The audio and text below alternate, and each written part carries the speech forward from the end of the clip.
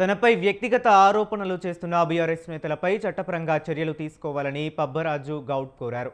ఇక తాను 35 ఏళ్ల క్రితం రాజకీయాల్లోకి వచ్చి ప్రజలకు నిస్వార్థంగా సేవలు అందిస్తున్నానన్నారు. ఎమ్మెల్యే కోమటిరెడ్డి రాజగోపాల్ రెడ్డికి అనుకూలంగా ఉంటున్నాననే కక్కుర్తితోనే బీఆర్ఎస్ నేతలు సోషల్ మీడియాలో తమ ఇష్టానుసారంగా ప్రచారం చేస్తున్నారని మండిపడ్డారు. గత 10 ఏళ్లలోనే అధికారంలో ఉండి ప్రభుత్వ అధికారుల సంతకాలు ఫోర్జరీలు చేసి ప్రభుత్వ భూములను కబ్జా చేసిన వారి భరతం పట్టామన్నారు.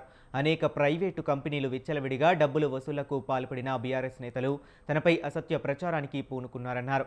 సోషల్ మీడియా పోస్టులపై ఇప్పటికే పోలీసులకు ఫిర్యాదు చేశామన్నారు. చట్టపరమైన చర్యలు తీసుకుంటామని పోలీసులు చెప్పారని తెలిపారు. ఎన్ని లక్షల రూపాయలు సుశీలమ్మ ఫౌండేషన్ నుంచి దాన ధర్మాలు చేస్తాడో ఒకసారి ఆలోచించండి. అటువంటి నాయకుని కింద పనిచేసేటువంటి మేము ఆ నాయకుని అడుగుజాడులను నడుచుకుంటాం. అటువంటి పని జరిగితే ముందుగా మీరు కాదు మమ్మల్ని క్వశ్చన్ చేయాల్సింది, ప్రతిపక్షాలు కాదు. మా నాయకుడు ఏ మమ్మల్ని ఒప్పుకోడు, అది మీరు గ్రహించాల్సినటువంటి అవసరం ఉంది. అదేవిధంగా రాబోయే కాలంలో మాటలతో వద్దు అని చెప్పి మేము ఎంతసేపటికి పని మీదనే కాన్సన్ట్రేట్ చేసినాం. ప్రెస్లా కంపెనీల మీద ఎగబడి డబ్బులు వసూలు చేసిన చరిత్ర నీది. నేను మరీ దిగదారి చెప్పాలంటే గుడ్లు అమ్ముకున్నామని మా సోదరులే చెప్తున్నారు.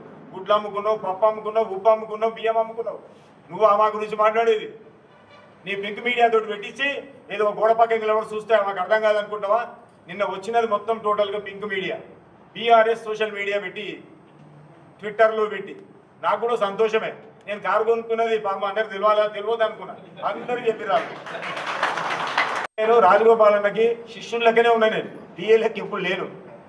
కాకపోతే మాకు రాజగోపాల్ అన్నకున్న సత్సంబంధాలు ఎటువంటి అంటే కుటుంబంతో అటాచ్మెంట్ ఉన్నటువంటి సంబంధాలు. మేము రాజగోపాల్ అన్న గురించి ప్రాణాలు ఇస్తందుకు కూడా తయారే ఉంటాం. మేము అంటే రాజగోపాల్ అన్నకి చెడ్డ పేరు వస్తుందంటే ఎక్కడ కూడా ఊరుకునే పరిస్థితి లేదు. నేను ఇంకొక విషయం చెప్తున్నా, మీకు ఎందుకయ్యా పబ్బరాజు అంటే ఇంత బాధ భయం?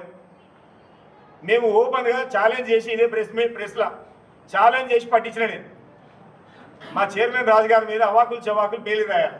మాజీ చైర్మన్ రాజు మీద దమ్ముంటే తీసుకురారు అని చెప్పినాం. లేదంటారా నీ చుట్టుపక్కల ఉన్న దొంగలే ఉన్నారా, ఆ సంగతి ఏందో చూపిస్తానని జైల్లో కూడా వేసినాం.